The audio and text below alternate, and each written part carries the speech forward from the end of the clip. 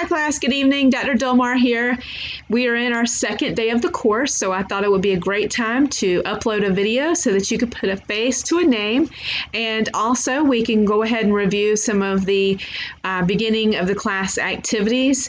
I know many of you have had an opportunity to read through those on your own and post your discussion board for the introductory discussion board that counts for attendance. But I know that sometimes it's helpful to just have your professor not only introduce themselves, but to walk through some of the course activities. Just wanted to tell you a little bit about myself. So I'm Dr. Dilmar, and I am a professor for ECore, and I teach some undergraduate history courses. Primarily, I've taught U.S. History Part 1 quite a few times now, so I'm getting very familiar with some of the different activities that you're required to do and some of the common challenges, and so I hope that that experience helps me to help you be successful in this course.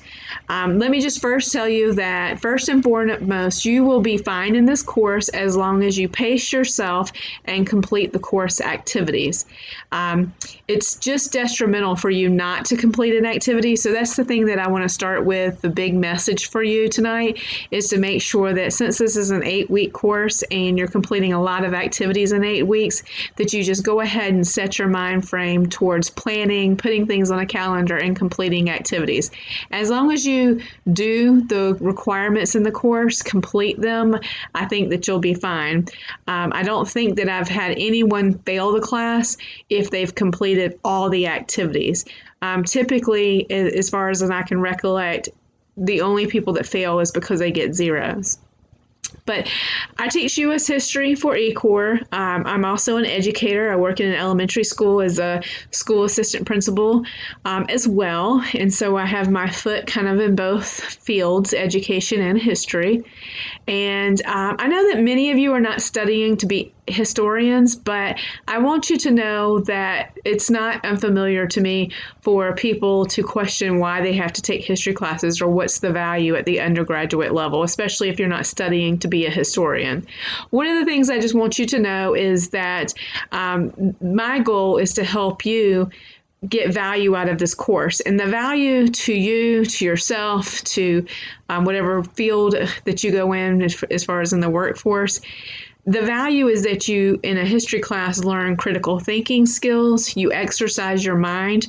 Critical thinking and writing, analysis, those are skills that you can't just learn overnight. You really have to practice, you have to do and get feedback, that kind of repetitive process. So when you participate in a history course, you're building your writing ability. You're building your ability to research, to synthesize resources. You're exercising your ability to take a source and pull out evidence and present that evidence. You're building your ability to look at different biases that exist in different resources or historical documents, because not everybody has the same perspective. So you're really being able to analyze documents and cite sources. These are all skills that you can apply to any job, any field that you go into as far as in the workforce. So history classes really are valuable. And so that's my spiel on history. You have 6 modules that will take you through 8 weeks. And so I want to jump in and just show you, first of all, that if you haven't read the welcome message, please make sure that you do that. Read it very carefully. You'll notice that planning is essential. You should print out your course syllabus, the course calendar. Make sure that you link in the syllabus to the course textbook. Make sure you don't have any issues with linking to the textbook. And again, it's kind of repetitive at this point about falling behind and planning. I just, I can't emphasize that enough as far as in making sure that you pace yourself. That being said, if you go into the content, you're going to see 6 modules. So here's how this is set up. Of course, you go to start here and do all your introductory activities. What's due this week? a mandatory attendance quiz. That's an ECore requirement. Your introductions. You're telling me what's noteworthy about yourselves. Basically, what would history books say about you? And then you're responding to peers. Your initial post is also due on the 18th, along with your mandatory attendance quiz, and then replies on the 21st. After that, we jump into Unit 1. Unit 1, 2, and 3 takes us to the midterm. What you're going to find is for Unit 1, there's a quiz. For Unit 2, there's a quiz. And then Unit 3, there's a quiz. And then we have a midterm. This all happens by the first week of November. That's only a couple of weeks away. The midterm schedule is set by ECore, and it starts on November 2nd. You'll have plenty of announcements for the midterm. You'll notice that the Unit 3 quiz is November 3rd, but the midterms actually start on the 2nd. Technically, you could take the midterm on November 2nd and then this quiz on the 3rd. I mean, it's completely up to you.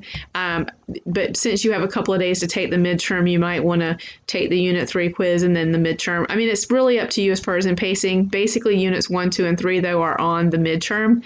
There's the multiple choice, and then there's a couple of short answer.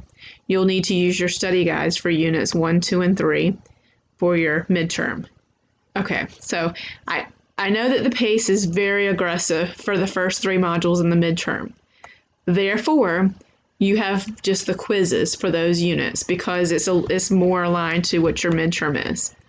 You're going to find then when you get into Units 4, 5, and 6, you're going to get more into discussion boards and essays. I'll post more about that later.